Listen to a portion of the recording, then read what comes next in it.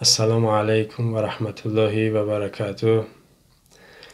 بینندگان و دوستان گرامی، خداوند قادر یکتا و خوب به همتا را برای تمام نعمت‌های خوبش شکرگزارم و درود و صلوات برای پیامبر آخر زمان حضرت سید الاولین و الاخرین محمد صلی الله علیه و سلم و در عرفه عید سعید قربان قرار داریم و خداوند کریم کارساز بنده نواز این عید برای ما و شما مبارک گردانده باشه و از فرصت مناسب استفاده برده هموطنان و همزبانای خودم را برای این عید سعید و این عید تاریخی و میراثی تبریک میگم و همه ما و شما میدونیم که عید سعید قربان یعنی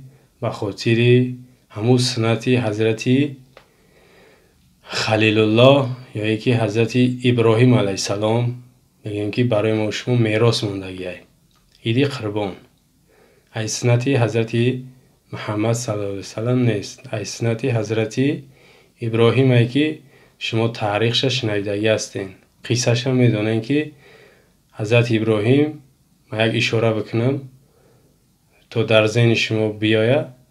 حضرت ابراهیم در خواب میبینه که پروردگار میگه که فرزند تا قربانی که حضرت اسماعیل در وقت همه ما شما میدونیم که دو زن داشت، هر دو زناش فرزند داشت. حضرت بیبی سارا در وقت حضرت اسحاق تولد نشده بود، اما از بیبی هاجره مادرمون حضرت اسماعیل بود. وقتی در خواب میبینش بیدار بشود در فکر میافته یا یکی عزم میگیره، نیت میکنه که خواب من راسته، یعنی تصدیق میکنه و حرکت میکنه. این قصه درازه من خلاصه گفته استم. حضرت اسماعیل هم راضی میشوه، میگه هرچی خدا گفت را بکه، من صبر میکنم، طاقت میکنم و از فرمان پروردگار دست نمیکشم و ترم پدرش میگه دست نکش. و به طرف مینا، به طرف همون قربانگاهی که از حاجی ها در مینا 4 قربانی میکنن همون طرف حرکت میکنه. در راه شیطان میبره سر راش. شیطان برای چی من این قصه را میگم کوتاه؟ برای با شیطان ما و شما شباهت داره، مانندی داره. شیطان از سر راش میبره با وسوسه هاش، با فریب نیرنگ حیله و مکرش میخواه که حضرت ابراهیم ای راه بگردانه. میگه فرزند یگانه تای، ای کودک ای، او خواهیت شاید خطا باشه، شاید که یعنی یگان نوعی دیگه باشه، خیلی برای یک حیوان یا یک چیز دیگه را بگیم چاروی دیگه را قربانی که، اما حضرت ابراهیم با وسوسه های شیطان داده نمیشوه، سنگ میزنه به طرف شیطان. همون سنگ زنی تا حاضر است که در خانه کعبه وقتی میرن حاجی‌ها حتما باید شیطان سنگ بزنن. ای سنت حضرت ابراهیم موندگی. خب نگاه کنین وسوسه ای که شیطان به حضرت ابراهیم کرد، همون شیطانی که ما در تاجیکستان داریم امروز همون وسوسه ها را میکنه. شما حج نرین یا که قربانی کی بکنه میگه. برای ما و شما موعظه میکنه، برای ما و شما بگین تبلیغ امر معروف و نهی از منکر میکنه ابلیس امام علی. در حالی که اولش که حق نداره، دیمش سواد نداره، سیمش باید با این کاری مسلمان ها یا با کاری دین یا با عقیده و با فرهنگی مردم تاجیک باید دست نزنه، یعنی دخالت نکنه. این میراث ای قدیم اومدگیه، یعنی از زمان حضرت ابراهیم هر کسی شرایط داره قربانی میکنه. ای امروز مردم وسوسه داره که قربانی میکنی، برای یتیم خانه دبته، برای کم بیزایتا داریم، بیمارا داریم. یعنی مردم به طرف کاری که باید حکومت بکنش به اون طرف راهنمایی میکنه، سر راهش بگیم خواهیش در کاری که خودش میخواد با نیتی پاک و با دل نیتی صافش بکنه این راه میگردونش. همین که وسوسه هایی که گفتیم که شیطان و این شیطانی ما و شما یعنی در تاجیکستان شباهت داره، مانندی داره. خب نقطه بعدیش که در عید قربان برای ما و شما حتما باید بدونیم تنظیمه. تنظیمه میدونین چیه؟ یعنی کنترل. خب نگاه کن، این همی شب روز ده همی شیطانی کلان یا که همی بوتی نازنین سفر دارد در طرف بلجوان و دروازه همون طرف ده. دیده این که نه تنظیمه نه کنترله، نه یک کس دخالت نمیکنه، برای که شیطانی کلانه در اوجا. نمیگن چی به یک دیگی نمیدونم چند تون میبره و 3 تونه 10 تون میبره آش میکنن اونجا ده کی میخره او را؟ اگر که یک کمبغل یک دیگ آش کرد میان حساب میکن چند دونه گوشت داره چند دونه نخ داره، در حال دفتره و روشکش را دستش ما ای طرفی کمیته کار با جشن مراسم هایی که کمیته نزدی زیدی دین اومگیم و مرده ما خوش اومدگوی ده حواظ دارن که دستشو پیشی بر بگذارین ای بر بولو میبرن میخرن شکمبوشون سیر میشه و یکون نصرت الله مخصومه شوتیم را در جیبوشون میدوزن خی خی کنن بابام یا 300 چون میگن او تست کنی که ای بولو ما در گب نشنوه. یعنی همی فقط این کنترل این تنظیم شونه در خرسندی ما و شما میکنن، از اون جمله در همی ایدو اهمیت دادگی هستین. الله که شما این همه بینین که فردا وقتی عید میشوه ای خطیبا سر کرده در مسجد شما رو تاکید میکنه که صرفه سرشتکاری اسرافکاری و حتی شما در شاید دلیل بیارن ای قرآن که خدا اسرافکار دوست نمیداره. یعنی تایی با ما مکر یا که هلوی نه درباری رو میشنویم. شما در حدیث آیت میارن که خدا اسرافکار دوست نمیداره، صرفه سرشتکاری شاید بگه پیشوای معظم فرمود، تمام پیشوا بگه دیگه ما دستا پیش بر میشه دیگه نمیگه ولی خدا خیره 1400 1500 سال پیش گفته به داخل اسراف کاری و یا که مصرف کاری را.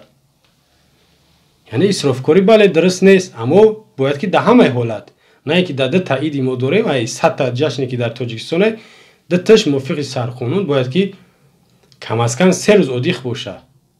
یکی ما دیدیم در سال 2017 عید قربان در روز 1 سپتامبر آمد، در حال مفتی نو پشگمونان برآمد گفت که خداوند فرموده اولین آیت قرآن که اقرا، یعنی شما بخونین. شما تصور کنید یعنی برای بگین صد راهی انمی کودکا را گرفتن در عید قربان راست اومد 1 سپتامبر ده تمام مجبور کردن معلمو ببروین در مکتب، پدر مادر که کودکاتون برین به مکتب. 3 روزی همی باید که عید ده موافق یعنی سرخونون هم حتی در دولت های اسلامی هم 3 روز ادیخه، همی 3 روز همی عیدای مسلمان ده ادیخه. اما در جشن نوروز شود تمام 1 هفته ادیخ. دیگه نمیگن که خدا اقرا گفت، خدا اونجا گفت که برین اسراف کاری نکنین، برین یگون طاعت یگون کار خوب بکنین، این گپا رو نمیگن. یا که مکرم نمیگه که خدا گفت که شرایط دارین حج برین، زناتون باید ای خونه نبروید به اجازت، یا که دیگه مسئله ده نمیگه.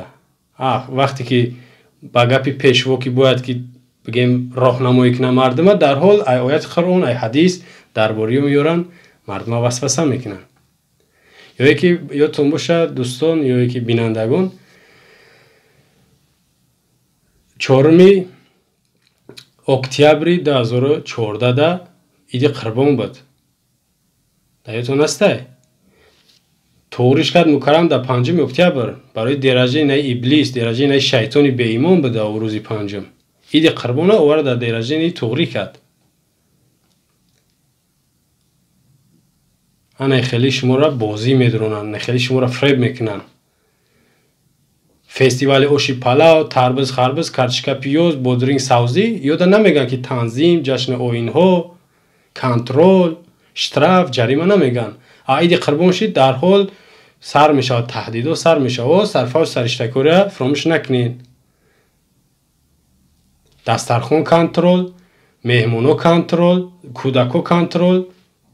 شما ببینین نمیمونن شما را با اختیار خودتون یا که یک خرسندی که 10 سال ده بار میاد شما بکنین. وقتی که خودتون میفوره خرسندی شما رو مجبور میکنن که بیا اینجا رقص بازی کنین که امروز ما فستیوال داریم، امروز ما جشن داریم یا پرازنیک داریم.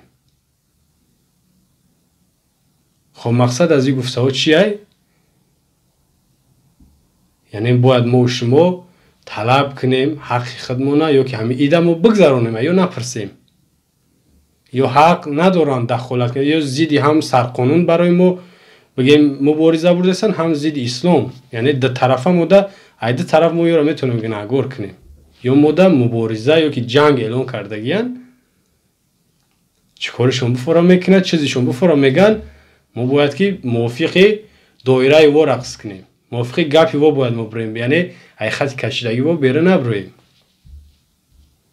اینه بود یک چند مسئله بگیم مهم یا یکی مسئله حل نشونده ای که تو امروز ما نتونیم سیستمش حلش بکنیم یعنی همه قانون را ببینید غیر قانونی برای ما قانون رو ورده همه قانون توغری نمیگیره در انسان حتی در مردم ما و شما میبردن قانونیش کردگیان و همین جشن‌ها رو ما اگر رو بگیری ما و شما پول میتیم خود میگیرن فستیوال اوشی پالا و کارچکا پیوز یا دیگر جشن پرازنیکا رو تشکیل میکنه ایسوی ما و شما اینمی مهاجرت بسیارتر اینمی مهاجرت سوم میروه ما و شما سوم دادیستیم و جشن کردیستیم یعنی سوم در هوا مصرف انایی را میگن حرامکاری اسرافکاری انایی را میگن